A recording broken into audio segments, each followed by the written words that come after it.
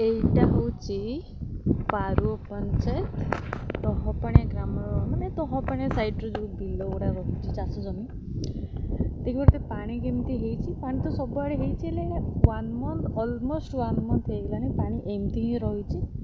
ଚାଷ ଜମିମାନଙ୍କରେ ଏମିତି ପାଣି ଯେ ଯେମିତି ଚାଷ କରି ହିଁ ହେବନି। ଗୋଟେ ପଟରେ ଏମିତି ପାଣି ହେଇଛି ଦେଖିବ ପାଖାପାଖି ମାସ ତ ହେଇଗଲାଣି। ଆଉ ଗୋଟେ ସାଇଡ଼୍ ମୁଁ ଦେଖାଉଛି, এইটা হচ্ছে ମକନପୁର ପଞ୍ଚାୟତ। ଆମର ଗୋଟିଏ ପଟ ଆର୍ସା ଜମି, ଆର୍ସା ବିଲ କୁହନ୍ତି ଏଟାକୁ।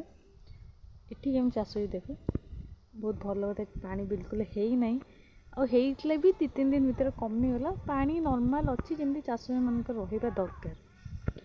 ଆଉ ଏଠି ଏକଦମ ବଢ଼ିଆ, ଏକଦମ ଆରାମସେ ଲୋକମାନେ ଚାଷ କରୁଛନ୍ତି ଗୋଟେ ପଟରେ।